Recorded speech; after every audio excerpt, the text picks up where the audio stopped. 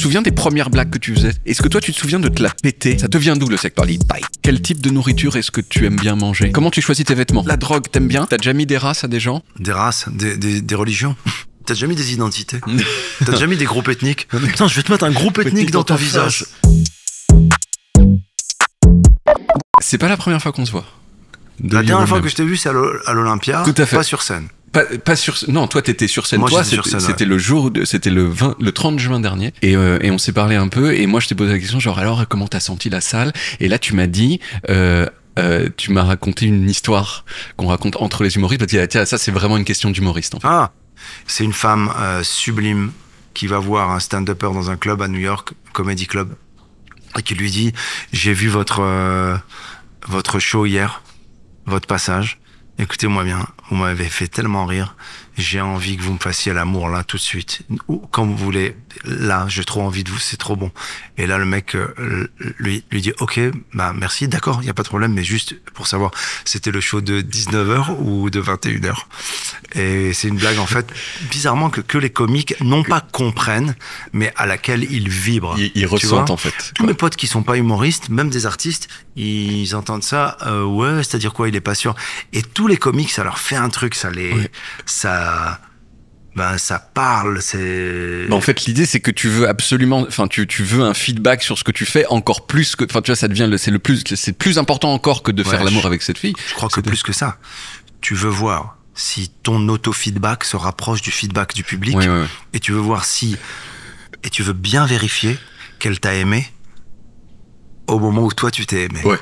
C'est-à-dire que si toi t'as kiffé ton show de 19h et t'as tout déchiré à 19h, tu veux pas qu'elle te dise 21h. Ouais. Parce que là tu vas dire, ah merde, pour elle je suis le gars de 21h. Ah, je suis le mec de 21h. Le mec de 21h qui a raté le premier truc. Oh là là, moi je croyais que j'étais le gars de 19h quoi. Et c'est... Ouais. Tu veux qu'elle ait envie de te faire l'amour au moment où toi t'as envie de te faire l'amour. C'est prétentieux. Moi j'ai appris que c'était prétentieux. Ouais. Tu vois les trucs des loges par exemple. Le truc des loges? Non, le truc des loges, c'est-à-dire que tout le côté de trouver des justices.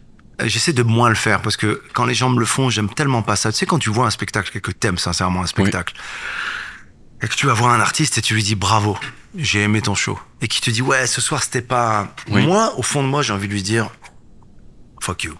Ouais. Plus sérieusement, j'ai envie de lui dire arrête tes conneries quoi. Ouais. Moi, je t'ai aimé, laisse-moi t'aimer. Laisse-moi t'aimer. Non mais laisse-moi t'aimer, j'ai kiffé ton spectacle, j'ai aimé.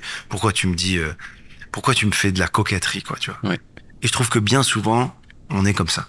Moi, ça m'arrive parfois de le faire et je m'aime pas quand je fais ça. Mais tu t'es décoquettisé récemment. Tu dirais que je prends plus de coke, de coke. Non, j'essaye en tout cas, pas complètement, mais j'essaie de travailler sur l'orgueil. Ouais. Parce que l'humilité et l'orgueil sont tellement proches, surtout la fausse humilité, le vrai orgueil, ils sont le côté l'orgueil, putain, c'est ce qui va nous. Moi, je pense vraiment que c'est la maladie du siècle. Ouais. Spécifiquement de ce siècle-ci. La volonté, le besoin d'attention, l'orgueil, l'ego, tout. Donc toi, t'arrives maintenant. Les guerres, les divorces, les crises, tout. C'est l'orgueil. Toi, t'es capable maintenant de dire Est-ce que t'es capable de dire du bien de toi-même, genre sincèrement, tu vois? Oui. Oui. Et est-ce qu'on te... Tu sais pourquoi? Vas-y. Parce que j'ai moins d'orgueil. Ouais. Et que je t'es pas genre là, oui, alors et que je m'aime plus. Ouais. Ouais. Depuis que je m'aime plus, un peu du moins. Oui. Et c'est réciproque. C'est réciproque. Non, depuis que je m'aime un peu, j'ai aucun problème à, non pas dire du bien de moi, mais faire l'inventaire. Tu sais, pendant des années, je regardais les interviews des footeux après les matchs.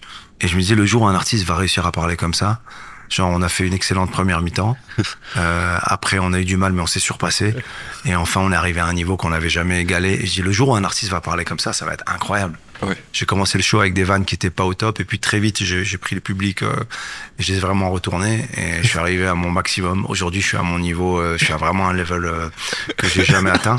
Et en fait en tant qu'humoriste, je pense que je vais remettre le titre en jeu. Enfin, mais quelque part c'est froid quoi, c'est clinique quoi, tu vois. Ouais.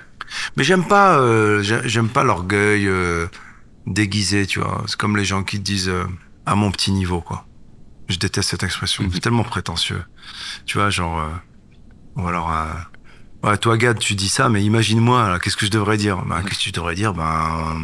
Ce que t'as à dire, ou c'est prétentieux de penser que t'as besoin de te justifier, que toi, tu peux pas dire comme moi, tu vois. Oui. Alors moi, je vous le dis, c'est pas, de ma petite expérience, mais arrête, tu t'es en train de t'apéter. Mais il y a des fois, tu dis genre, tu fais une comparaison entre toi et quelqu'un de, tu vois, genre considéré comme beaucoup de mieux. décédé. De décédé et de beaucoup mieux quand il était vivant, tu vois, comme Jacques genre, Brel. oui, Humphrey Bogart, mais alors, tu vois, et là t'es un petit peu obligé, sinon on te nique ta Je race. me compare, tu veux dire? Ouais, tu peux dire, il peut y avoir une analogie que tu peux faire avec quelqu'un qui est beaucoup mieux, et que si tu désamorces pas, tu vas te faire fumer ta race. Peut-être à tort, hein, aussi. Tu vois, Ouais, genre, parce que souvent, je me suis chopé moi-même en train de dire, non pas que je me compare avec Frank Sinatra. oui. Mais oui, en fait. C'est exactement ce que tu es en train de faire, en fait. Non pas que je me compare à Frank Sinatra, si. Pas que oui, que tu te compares à Frank Sinatra. C'est quoi non pas que je me compare à Frank Sinatra? Tu fais aussi des trucs, mais donc toi t'as fait ça dans le passé de dire genre alors j'ai eu la chance qu'on me donne la chance de machin alors que tu vois, comme ça, non. C'est marrant. Et qu'on m'a tendu la main, tu veux dire? Oui, genre que, alors que je ne méritais pas du tout plus qu'un autre, tu vois. T'as fait des trucs un peu comme ça. Ouais. Ouais. Mais si tu savais ce que j'ai dit dans les interviews, mais c'était... Pourquoi? Parce que... Donne un exemple de truc pas bien que t'as dit dans le Non, passé. pas bien. Mais genre Que je pensais être bien. Oui, mais que tu renies maintenant. Ou que je dirais jamais. Ouais. Moi, de toute façon, au cinéma surtout, quand le film sort, le film, je le fais avant tout pour le public. Je veux dire, si c'est pour faire des films qui marchent pas et dire, soi-disant, on s'en fout que les films marchent pas, je préfère faire des films amateurs chez moi à la maison ou tout seul. C'est toute une rhétorique un peu bizarre qui est sur la défensive, en fait. Oui.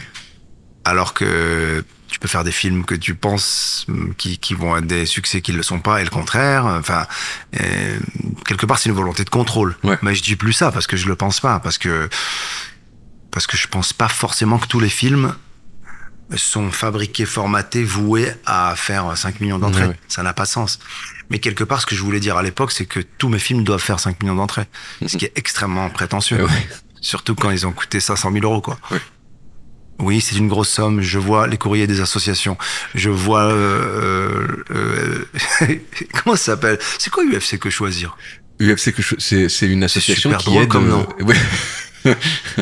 C'est Union française des consommateurs Que Choisir. Bah oui, parce que c'est Le pouvoir d'achat. Ouais, défense de consommateurs. Voilà. Tu vois, il y a C'est pour préciser à ceux qui nous écoutent et qui connaissent pas l'économie du cinéma, c'est que 500 000 euros, c'est pas beaucoup pour un film. Oui, 500, oui. Un budget global.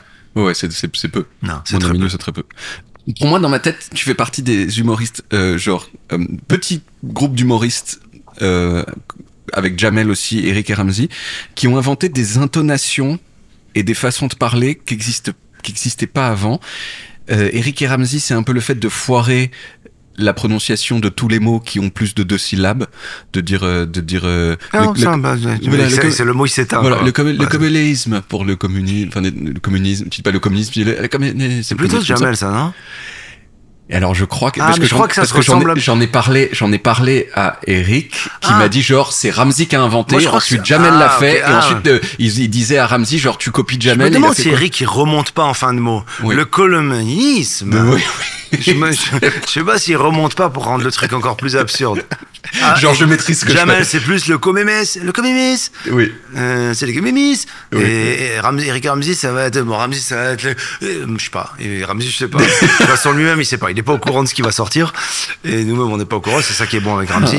Et Eric, c'est la certitude, de l'approximation. Oui. C'est exactement. Non, le communisme. Il est sûr de lui. Ouais.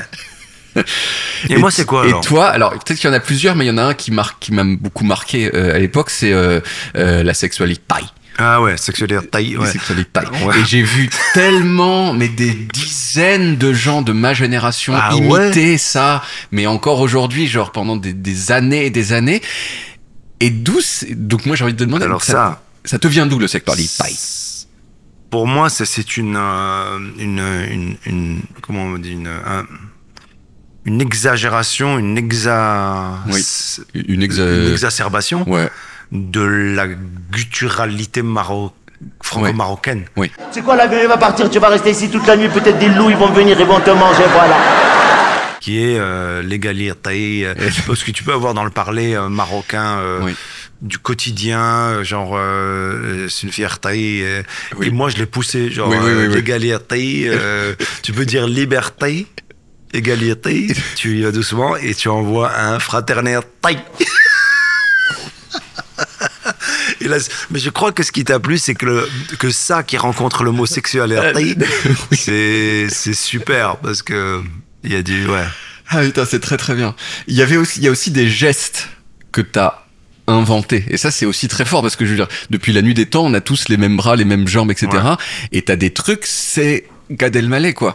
Et Ah en ouais. particulier, bah, il y a le truc de Avec les mettre, jambes de mettre les deux mains à la ceinture comme ça Ouais. et d'avancer les genoux comme ça, de faire ce truc comme ça. je le fais plus. Tu le fais plus, mais Ah, j'ai arrêté. c'est totalement C'est marrant. Gad Elmaleh, ça. Et genre, je voyais des gens qui imitaient ça, quoi. Et Il y a un jeune mec qui m'a dit dans un comedy club, tu peux m'apprendre à faire le coup des jambes.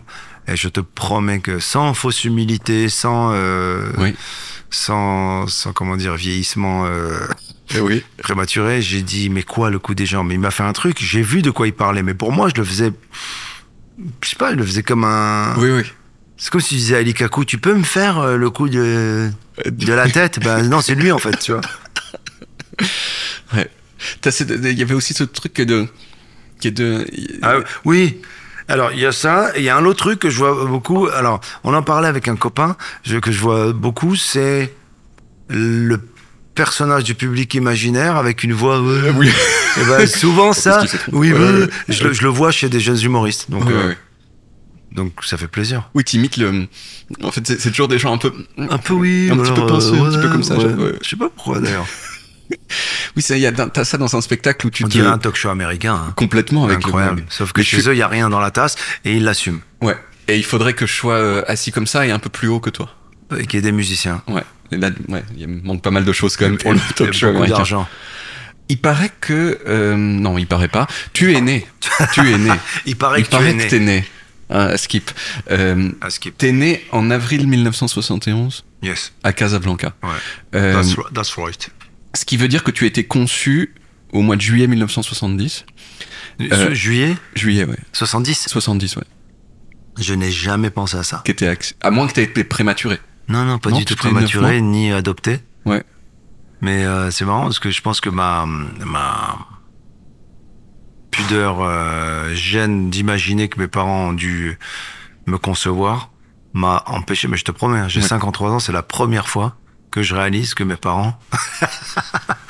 Et ça, on est sûr. Non, pas que oui, on est sûr. On est sûr. Mais ça veut dire juillet 70. Juillet 70. Ok. Ce serait tellement intéressant de faire une recherche pour savoir exactement la date et savoir où ils étaient. Mais comment tu remontes dans un planning vieux de 53 ans, quoi? Bah, 54. tu peux leur poser la question. Enfin, Il a un agenda. ouais. Mon père. Ouais. Ah oui. C'était la bar mitzvah du fils Ben Soussan. On était contents. On était contents, on a beaucoup bu. On est sortis, on était à Casablanca. Ta mère voulait aller boire un verre. Non, je sais parce que moi, il se trouve, et c'est pour ça que je pose la question à plusieurs personnes, ça m'est déjà arrivé de la poser, mais parce que moi, je sais. Ah ouais? Moi, je sais. Mes parents m'ont dit genre, ouais, je me souviens, Wow. on était au ski, on n'est pas allé Tu skier. as des enfants, toi? Non. Parce que toi, tu te souviens de la conception de tes... Ah ben voilà, c'est ça, bien sûr. Ah oui, alors ça, la conception de mes enfants, ça... Ah ouais non, moi, j'en ai pas, mais toi, Bah, tu peux faire le calcul plus facilement. oui. Après, ça dépend à quel point tu fais beaucoup l'amour. Parce que ça peut se perdre dans un nuage de... Ah, est-ce que c'était là ou là? Puis il y a des fois où tu fais, bah non, c'était forcément le... Ah oui, parce que... ce c'est vrai, 7 juillet, ouais. voilà. Parce que Non, c'est pour ça que je me rappelle très très bien. C'était la fois où on a fait l'amour. Ouais. Non, mais non, j'ai pas souvenir. d'histoire sur ta conception. Non, mais waouh, c'est conception. C'est un mot intéressant. Sur le jour de ta naissance, et sur ta naissance, est-ce qu'on t'a dit genre, ah, t'étais comme ça, t'as fait des... Non, je pense tout de suite à une clinique à Casablanca qui s'appelle le Val d'Enfa, immédiatement là. Et je pense à cette clinique parce qu'elle était collée à la maison de mon meilleur ami, Laurent Benamou. Et Laurent Benamou, il parlait tout le temps de cette clinique Val d'Enfa, on voyait les ambulances qui rentraient, qui sortaient.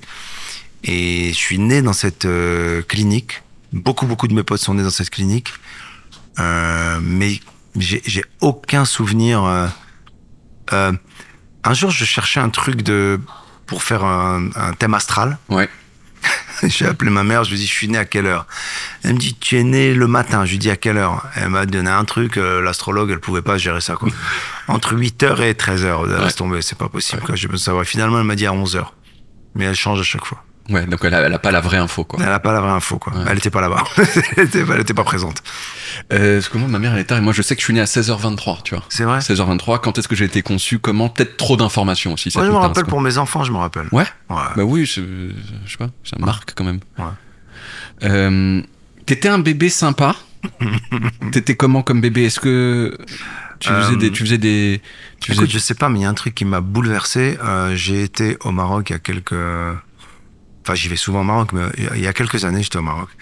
Et j'ai voulu voir et revoir la femme qui m'a... Enfin, j'étais élevé par ma mère, hein, mais il y a une femme qui a été très très présente dans ma vie et qui m'a aussi accompagné, élevé. Et cette femme, qui s'appelle Fatima, je lui ai donné rendez-vous à l'hôtel où j'allais rester, et c'était une tournée. Et quand elle est venue à l'hôtel, il y avait beaucoup de gens qui m'attendaient, des fans du show, qui voulaient prendre des photos et tout. Et en fait, elle est venue, elle avait son foulard, sa djellaba, elle était assise dans l'hôtel, un hôtel très chic au milieu de Casablanca, de la ville, et puis il y avait plein de monde, et puis moi j'arrive et je vais l'embrasser, je lui dis je suis désolé, elle me dit rien, elle attend très dignement, il y a plein de gens, des jeunes, ça gueule, ça prend des photos, il y a aussi des caméras. Et puis quand je termine, je vais m'asseoir avec elle et je lui dis, je suis désolé en fait, je suis désolé. Elle me dit non, mais ça m'a rappelé un truc. Je lui dis, qu'est-ce que ça t'a rappelé? Elle me dit, ça m'a rappelé quand t'étais bébé et que je te promenais dans les rues de Casa, dans ton berceau, dans ta poussette, dans ton berceau, et t'avais des yeux tellement grands et bleus, très bleus, à Casablanca, que tout le monde s'arrêtait et regardait tes yeux. Et moi, je faisais croire que t'étais mon fils. Elle m'a scotché quand je me suis dit, waouh, c'est ça qu'elle a vu. Elle a vu l'amour, elle a vu le truc, elle a vu... Moi, j'avais vu que j'étais en mode en resta, quoi. Tu vois, genre, je suis désolé, là, il y a des trucs, ouais, c'est cool. Tiens, bisous. Elle m'a achevé, quoi. Ouais. Parce qu'elle m'a...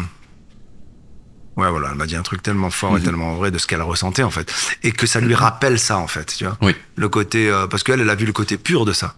Elle a vu l'amour, quoi. Elle a vu, il y a des gens qui t'aiment, qui sont autour de toi et qui regardent, pas tes yeux, mais tes blagues, quoi, tu vois.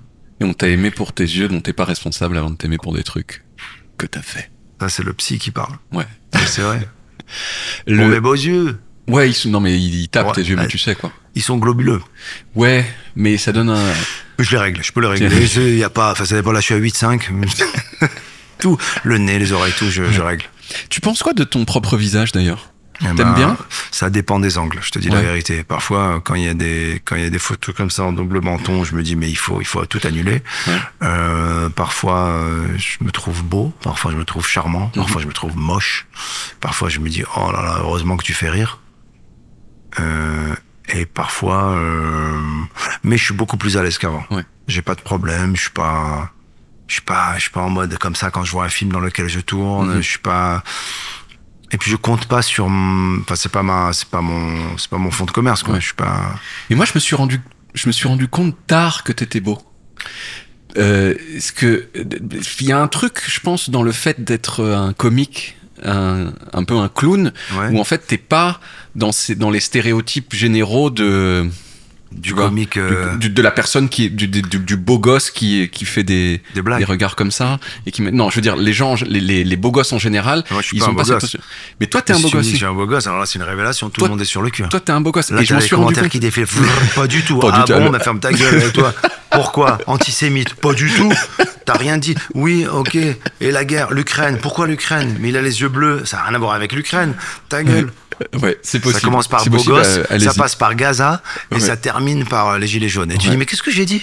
Non, je m'en suis rendu compte. T'as joué dans un film où tu jouais un géo, enfin une sorte de moniteur dans un film. Wow. Je sais plus quel film c'était. Les gens en maillot de bain n'ont rien d'extraordinaire. Exactement. Et là, tu jouais le type qui séduit tout le monde et j'ai fait. Et... Un peu le personnage que faisait Franck Dubosc parfois dans comme ça, un peu qui a conscience. Oui. Qui a conscience. Mais ça marche. D'un truc. Il a un truc. Ça va les amis? Tu vois, il y a des gens qui ont ça, quoi. Genre, je sais, je suis au courant, quoi. Un peu comme quand Jean Dujardin parodie ce genre de... Peut-être dans OSS. Non, pas dans OSS. Peut-être dans. Il avait des sketchs comme ça où il parodiait même lui-même, tu vois. Ouais. Et ça marchait parce que c'est tellement distancé avec. Ouais, je comprends ce que tu dis. Mais je sais pas, c'est de la suffisance, tu veux dire. Ouais. Mais t'as fait ce truc où tu Mais joues un type qui, ce que je dis, c'est que c'est là que je me suis rendu compte que t'étais beau gosse. Tu joues un type qui est comme ça, et du coup, ça te va bien, et tu fais bien. On fait, mais oui, il a le physique pour faire ça. Ouais, je peux le faire. Tu peux le faire. Là, non. Et tu disais, maman, je suis pas une machine, parce que tout le monde voulait coucher avec toi dans le film. Sérieux, je dis ça. Ouais, enfin, je suis pas genre. Heureusement que c'est pas moi qui l'ai écrit. Hein. Non, et puis après, il y a ce truc de. Là, je suis dans autre chose, quoi. Là, je trouve, mais vraiment beaucoup de kiff à accompagner mon âge et le moment dans lequel je suis. Mais vraiment, hein, c'est pas une posture de j'ai enfin accepté. Non, mais juste, c'est plus facile maintenant qu'avant.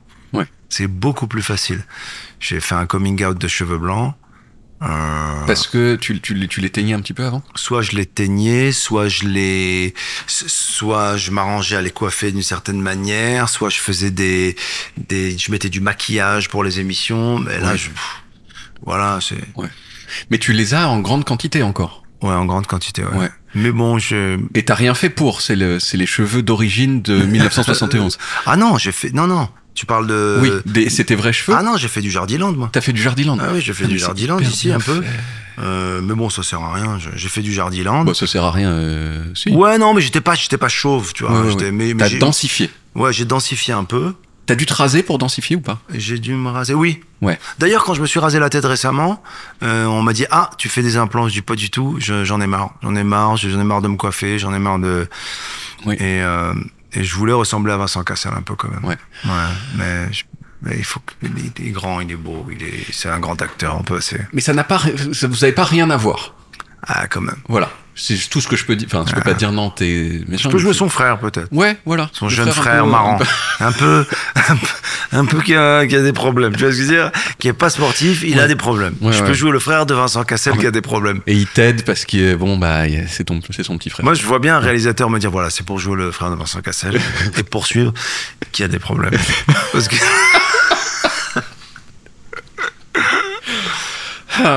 Toi, il y a des enfants, il y a quand même dans l'enfance, j'ai l'impression qu'on se la pète très facilement. C'est-à-dire les enfants, très vite, ils se disent oui, moi j'ai mangé beaucoup de beurre aujourd'hui, et tu vois, ils sont un peu fiers de ces trucs-là. Est-ce que toi, tu te souviens de te la péter quand t'étais enfant? Non. Je te promets. Ouais. Humble. Trop. Ouais. Non, mais trop humble. Trop humble. Non, mais tu dis un truc très juste sur l'assurance des enfants qui se la pètent. Ouais. Avec mon père, on a été... J'ai mangé 2 bananes. Ouais, j'ai mangé 2 bananes. Et t'as pas d'enfant encore, en plus. Non, me la péter, non. En revanche, j'avais conscience des... Alors c'est bizarre, parce que c'est à la fois conscience et confiance sur des choses qui étaient des talents pour être validés, aimés, comme danser ce qui s'appelait le Smurf, le breakdance, jouer du piano. Et en fait, j'avais confiance d'y aller, mais je le faisais parce que j'avais pas assez confiance en moi. C'est bizarre, tu vois. C'est-à-dire qu'il y avait un piano, il y avait une boom, il y avait des filles, je voulais plaire aux filles, je voulais qu'elles me parlent, je jouais du piano, tu vois. Et j'avais quand même le courage d'aller jouer du piano, mais je le faisais parce que j'avais pas de confiance en moi, en fait. C'est paradoxal. Mais ça te permettait ça te la donnait, ta confiance en toi. Ouais, et puis, ou alors les concours de breakdance, quoi, tu vois. Ouais. Tu savais vraiment je savais faire des moves comme ça de breakdance, quoi, de Smurf. Et, enfin, un peu, quoi. Et, la coupole? Non. Sur le dos. Sur le dos. Ouais, sur le dos, ouais. Pas sur la tête. Oui, ok. Tu vois, là, par exemple, j'ai des vannes qui s'invitent, qui sont beaucoup plus sexuelles, et c'est pas mon univers. Et je peux pas rentrer là-dedans. J'ai envie, j'en rêve, tu vois, de dire, moi, je peux tourner, mais je peux pas. Et tout le monde voit de quoi je parle. Ouais. Tu l'as faite discrètement et de façon. Je sais pas. Ouais. Et donc donc d'accord. Et donc tu faisais, donc là, enfant, tu faisais quoi pour pour devant les adultes, pour qu'ils se disent putain, il est bien, quoi. Drôle. Ouais. Être drôle. Tu te souviens des premières blagues que tu faisais? Les imitations. Ouais. Imitation. C'est En fait, tu vois, l'imitation,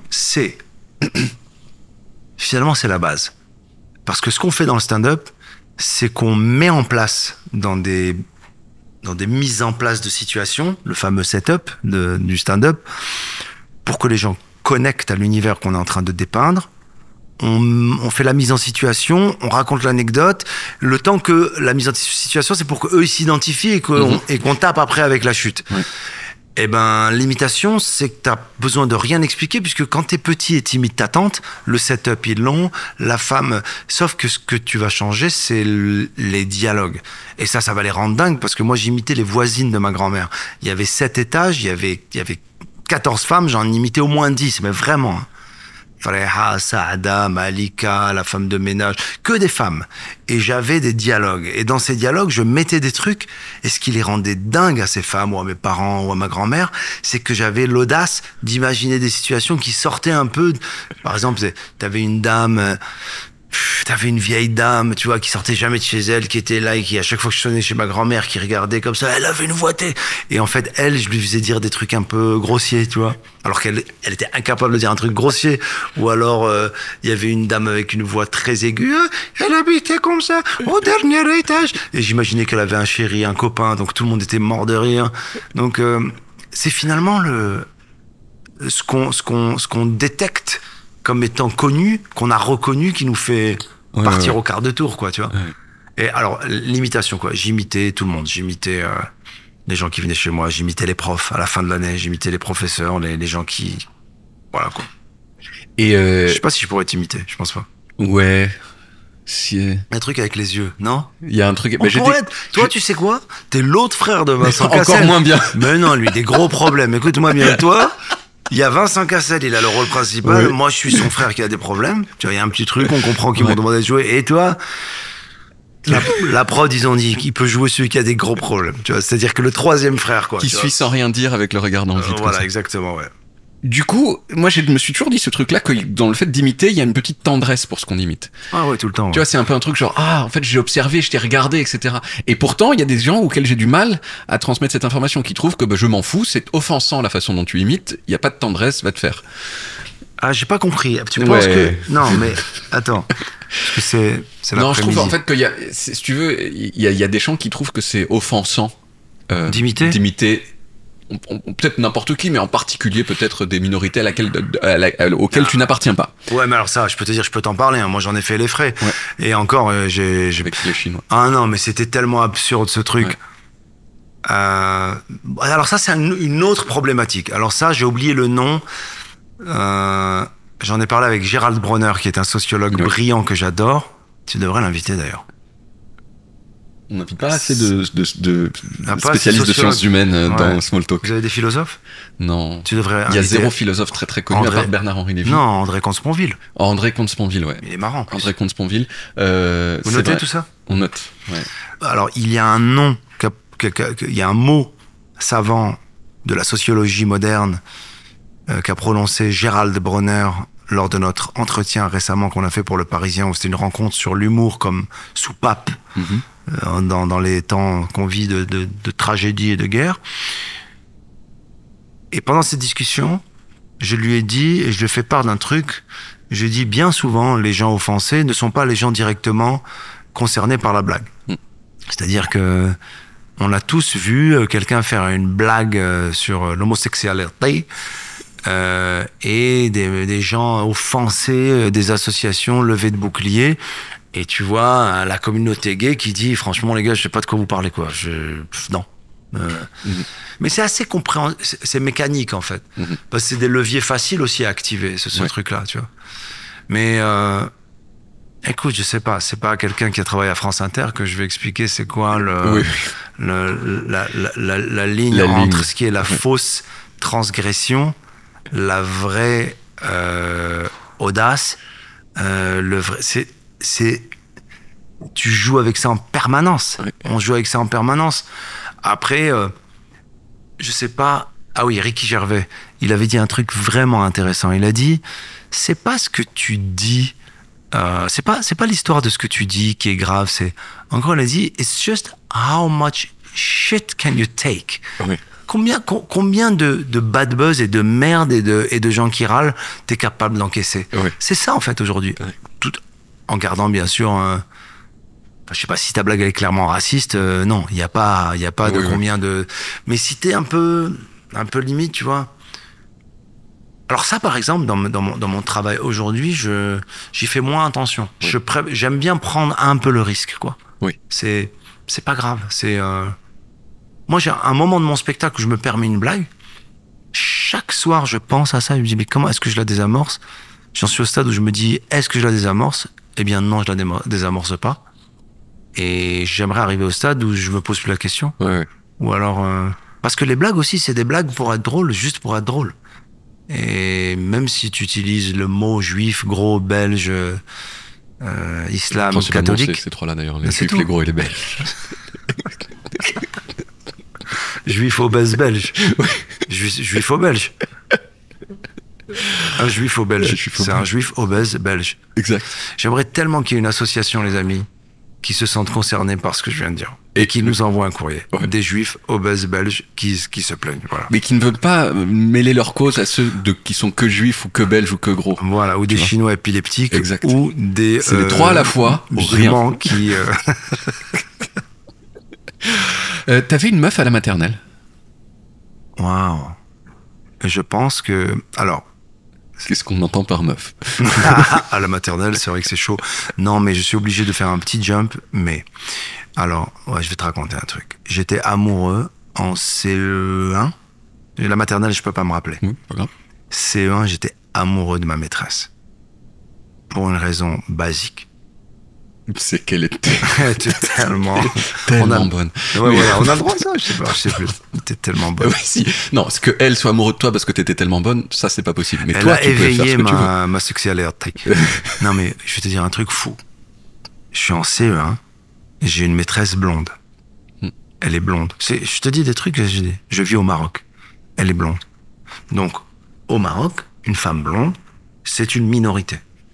La maîtresse blonde de mon enfance en CE1, c'est mon amoureuse. Je l'ai aimée, mais c'est l'éveil des sens, de mes émotions, de mon sentiment amoureux, de ma fascination. J'étais in love, mais in love. Elle était blonde, elle était belle, j'avais du désir pour elle. Alors, quand t'es en CE1, t'as pas un désir de la sexualité, mais ce désir, je veux dire que tu aurais pu faire n'importe quoi, tu vois. Ouais. Écoute-moi bien, je viens en vacances. Quand je suis en CM1 ou CM2, je viens en vacances à Paris. Pour la première fois de ma vie, je viens à Paris. Et mon oncle, chez qui on habite, vit à cette époque-là, près de la gare Saint-Lazare. Et en face, il y a une rue qui s'appelle la rue de Budapest. Tout à fait. La rue des Ouais. prostituées. Ouais. Et moi, je descends pour aller à la Fnac, parce que c'était une époque incroyable où à la Fnac, il y avait les ordinateurs Spectrum et tout, que tu pouvais toucher et manipuler gratuitement. C'était fou. Moi, j'arrivais du Maroc, c'était dingue. Et pour aller à la Fnac, je passe par la rue de Budapest. Et je vois des prostituées. Et je comprends que ce sont des prostituées. Mais il y a un truc, c'est qu'elles sont blondes. Et là, je bug. Parce que je me dis, mais une femme blonde, pour moi, c'est ma prof de français. C'est ma maîtresse. Et le rapport à la femme à ce moment-là, et là, j'invite tous les psychiatres à nous envoyer leur diagnostic, il bug complet, quoi, tu vois. Je me dis, je vois ces femmes blondes qui me regardent, qui me sourient. Je pense à ma prof. Je me dis, mais bon, c'est possible. Je sais pas pourquoi, c'est un truc qui m'a marqué, quoi. Oui. Le rapport entre la maîtresse et les prostituées de la rue de Budapest. Je sais pas. Donc il y a un truc, c'est que moi j'étais fasciné parce que t'es gamin, tu vois des prostituées, tu sais ce que c'est, mais t'es très jeune, tu vois. Tu sais ce que c'est, tu peux pas parler, t'es fasciné, tu comprends pas. Et je faisais les allers-retours. Et un jour, il y en a une qui a dit à sa copine, ah bah voilà la navette de la rue de Budapest. Bon là, j'étais humilié. J'avais envie de dire, mais non madame, je veux juste kiffer, mais j'ai pas l'âge. Je pouvais pas lui dire ça. J'avais même pas le texte. Oui. La navette de la rue de Budapest avec la voix traînante des parigots. Des parigots. Ouais. T'étais bon élève ou pas? Non. Alors, problème de comportement, de discipline. Parce que t'imitais tout le monde. J'étais en télétravail. J'étais déjà en télétravail. J'étais pas là. J'étais pas en présentiel. J'étais pas, tu vois, parfois j'entends des histoires sur des gamins à l'école et tout. Je les comprends. Je sais pas, J'avais pas des bonnes notes. J'étais nul en maths parce que je voulais pas comprendre. J'ai toujours dit aux profs, je comprends, mais il faut pas m'expliquer. Je comprends, mais le mode d'enseignement, la manière dont vous me transmettez les choses, ça m'oppresse, ça m'angoisse. Il y a une pression, il y a une notion de pouvoir, il y a un ascendant qui me donne beaucoup d'anxiété. Alors non, j'étais pas bon à l'école, mais c'était pas que de ma faute non plus, quoi, tu vois.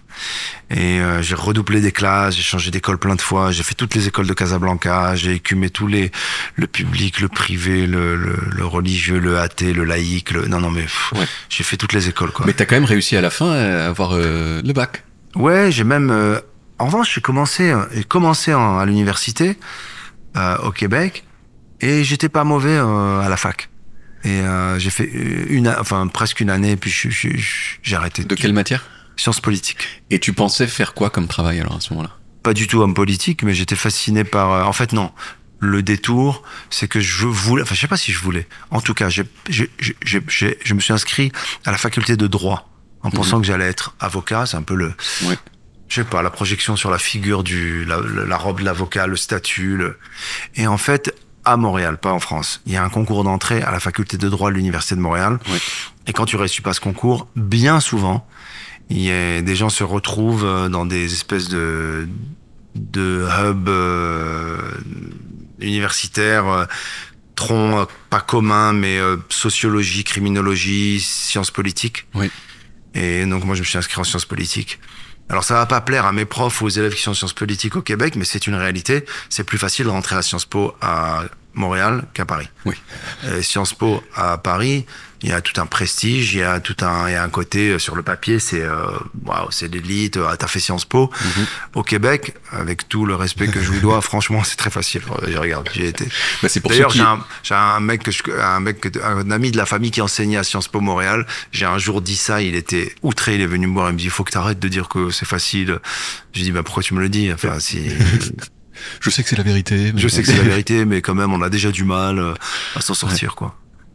T'as eu ton bac avec bac bien? Bah c'était plus social, humaine, sciences humaines. Ah donc le bac tu l'as passé au Québec? Ouais, au Cégep. Le Cégep c'est le lycée première et terminale, le Cégep. Et j'étais au Cégep de Saint-Laurent. Ouais. Et au Cégep de Saint-Laurent, j'ai pris sciences sociales ou sciences humaines. Je faisais de la philo, je faisais de la psycho, je faisais de l'histoire. Mais truc chelou quand même de passer de Casablanca à Québec pour qu'est-ce que... L'ailleurs et les oncles, les tantes, qui avaient déjà commencé à faire ce truc-là, à peupler le territoire. Attends, il y a une question que je n'ai pas posée, faut absolument que je la pose. Parce que c'est que je suis avec le gars une oreillette. Attends, on me dit qu'on est à la bourre là. Ok. J'envoie le magnéto. Quel était ton niveau de cool au collège? Est-ce que t'étais dans l'aristocratie du cool, dans le prolétariat du cool, dans le ventre mou du cool? Où est-ce que tu te situais? Au cool au sens anglo-saxon? Genre le mec populaire en place. Ah. J'avais des potes qui avaient des filles tombées amoureuses d'eux. Enfin, ils étaient les beaux gosses ils étaient vraiment les tombeurs, quoi, tu vois. Moi, j'ai jamais été ça. Ça me tétanisait d'aller parler aux filles. Donc, encore une fois, je t'ai dit tout à l'heure, il fallait que je joue du piano, il fallait que je performe, en fait. J'étais un performeur. En un mot. C'est joli, un performeur. Et aujourd'hui, je suis un performeur en deux mots. Formidable. Ouais, tu peux me mettre ça avec... C'est le reel. On a le reel. On a l'extrait pour les réseaux sociaux. On a le reel. Tu mets de la musique dessus. Et un bruit de quelqu'un qui frappe. Un mec qui joue au ping-pong, mais par à coup. Ouais. Tu vois, attends, je regarde le rideau, il y a tellement de couleurs dans ce rideau, il m'a smatché la gueule. Ouais. Coolitude, pas avec les filles. Cool, marrant, drôle. Ouais. Drôle, imitation des profs. Ouais. Création de spectacles pour les copains, mais surtout imitation, surtout cherchant tout le temps à tordre ce qui se passait, à tordre, tu vois, à caricaturer, Ouais, j'aime bien le mot tordre, c'est-à-dire tu tords le sens, quoi. Ouais. Bah, tu sais ce que c'est. Ouais. Tu fais toi-même de la scène. Ouais, un petit peu. Tu te battais avec les gens? Non, j'ai un souvenir d'une bagarre où j'étais nul. Je tremblais souvent dès qu'il y avait un truc, je tremblais, j'étais pas bien, ça me mettait dans un état émotif. Avant physique, ça me mettait dans un état émotif. Donc tu te battais pas, donc tu savais pas faire. Non, T'étais j'étais pas assez courageux. J'avais pas assez de force ni courageux pour me battre. Et pourtant, il y avait des injustices ou des trucs qui me mettaient hors de moi, quoi. Des mecs, des cons. Il y avait des mecs dans ma cour qui frimaient, qui m'humiliaient. Je viens d'une génération où, franchement, et si tu remontes dans le temps, il y avait des cas, mais de vrai harcèlement. On m'en avait pas mis des mots dessus. Moi, j'avais un mec balèze qui, souvent, quand on faisait tu te mets en rang pour entrer, il me donnait des petits coups comme ça, mais c'était presque pas admis, mais c'était genre arrête. Mais c'était tous les jours, quoi, tu vois. Ouais. Et toi-même, t'étais pas méchant avec des gens? Alors moi, j'avais un autre truc. Je peux reconnaître que moi, j'étais... c'est pas de la... Ouais. C'est pas de la merde. C'est pas de la méchanceté, mais... Moi, j'ai une autre arme qui était une forme de manipulation. Je faisais des trucs un peu dingos pour les déstabiliser, par exemple. Tu vois.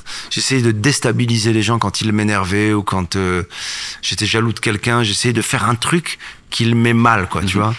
Tu vois, il y avait un prof qui était pas cool avec moi, qui m'humiliait souvent, qui était pas gentil. Et ma manière de me venger, c'est que je levais la main et je posais des questions dans une langue incompréhensible, mais avec des mots compréhensibles pour que lui-même se pose des questions sur son audition. C'était horrible, quoi. J'étais jeune, j'étais en 6e. Hein. Mon fils, il fait ça aujourd'hui, je pète un câble. Hein. Et je disais, monsieur, il disait oui. Quand vous dites que la Première Guerre mondiale a démarré à Florentin, ou alors qu'à la fin. Et là, il me disait, pardon. Et comme il y avait des mots qui existaient, il pensait qu'il entendait mal, quoi. C'était horrible, c'est méchant. C'est un peu le truc de Kwakubé. Ah, Kwakubé, Kwakubé, c'est venu comme ça. C'était genre, tu dis un truc machin, et le prof te dit quoi? Tu dis Kwakubé.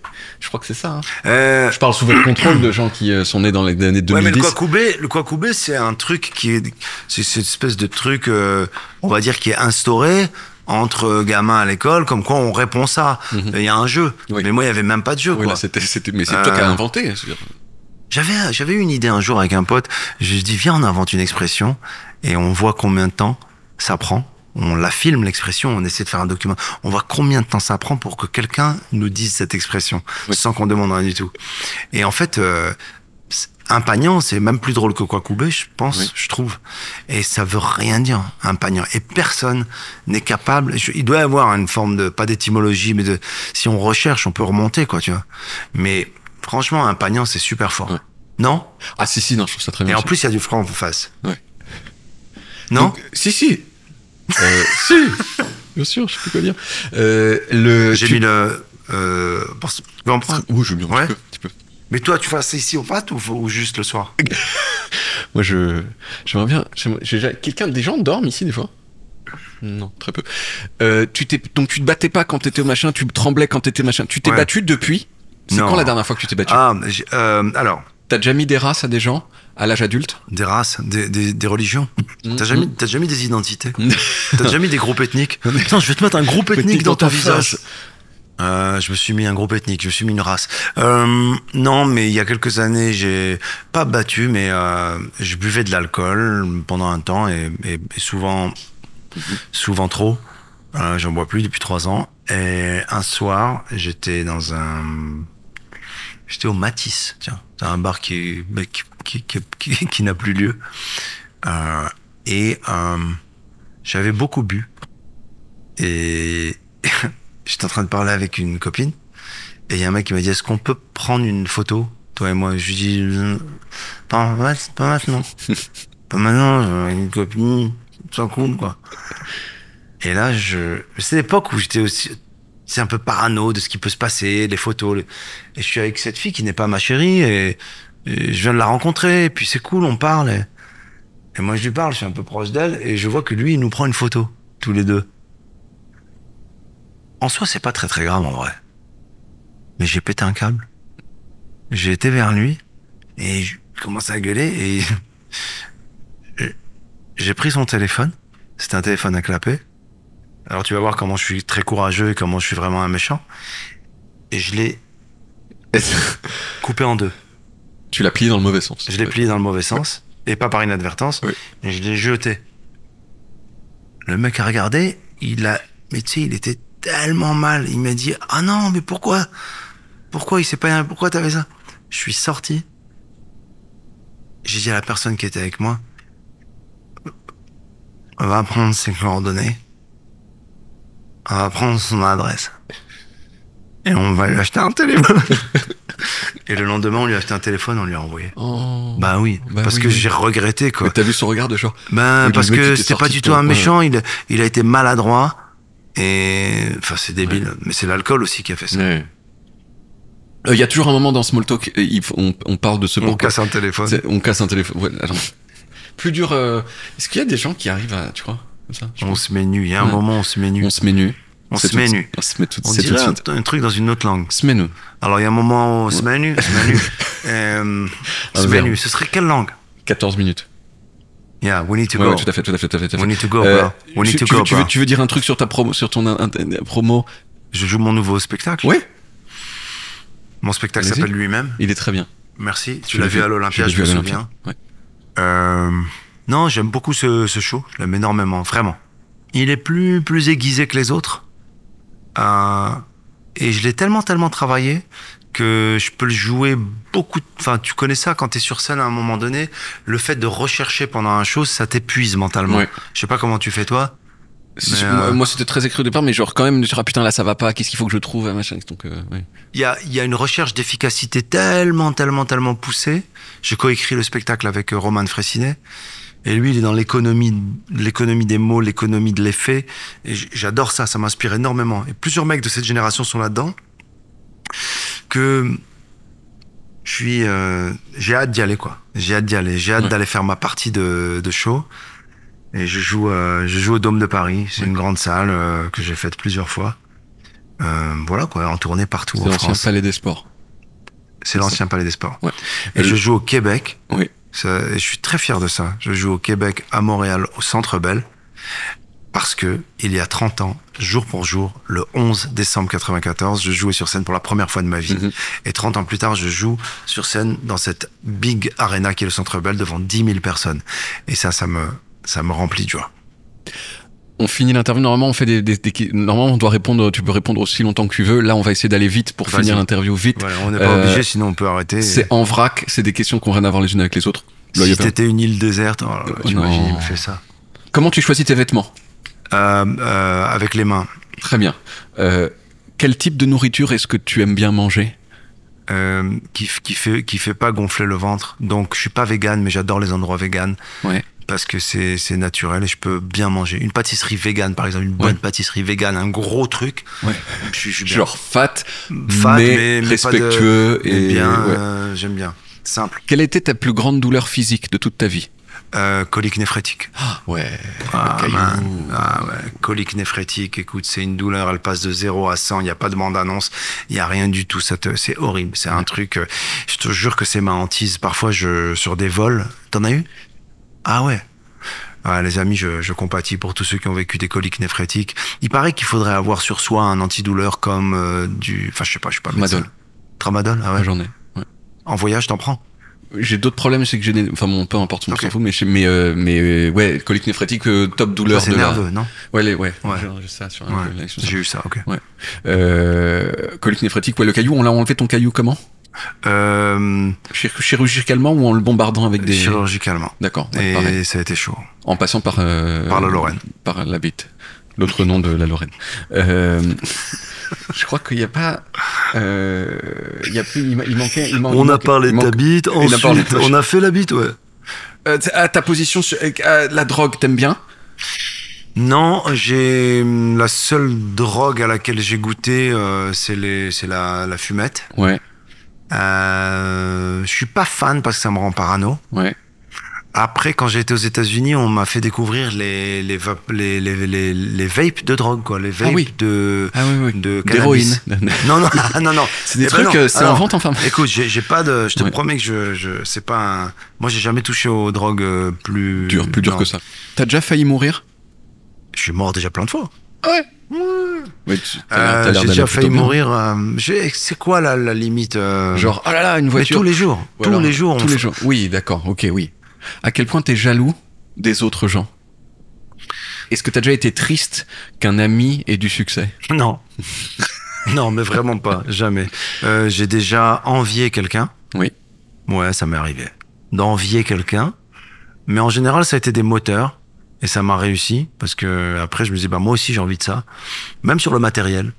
La première fois que je suis arrivé à Hollywood, dans la maison d'un pote acteur, et que j'ai vu, voilà, sa carrière, un truc, j'ai dit, waouh. Je t'ai pas envié, mais je dis, moi aussi, j'ai envie de ça.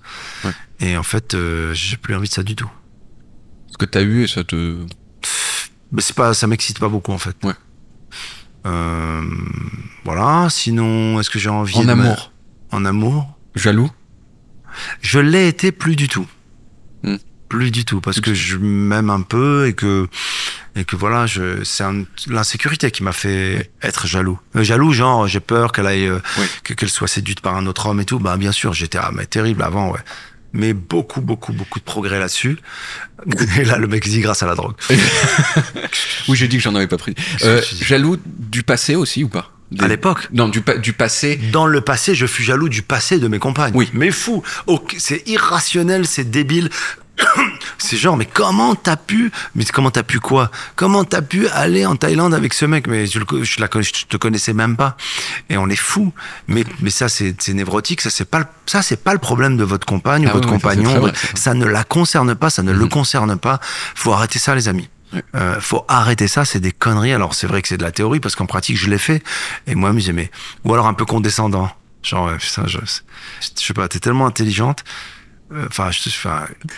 J'arrive pas à... Pardon, hein, c'est pas du... Mais comment j'arrive pas à me voir, toi, avec le gars. Enfin, il y a un truc qui m'échappe, là. Merci, Gad. Merci infiniment. Bon, bah cet épisode, il est fini. Va y avoir plein d'autres épisodes. Et si vous voulez être sûr d'en manquer aucun, eh bien, cliquez sur le bouton qui permet de vous abonner à Smalltalk. Après, je sais que s'abonner, c'est un choix personnel, donc je vais pas vous forcer. Mais si j'étais vous, je le ferais. C'est tout ce que je dis. À dans 2 semaines. Parce que c'est tous les 15 jours. Ok?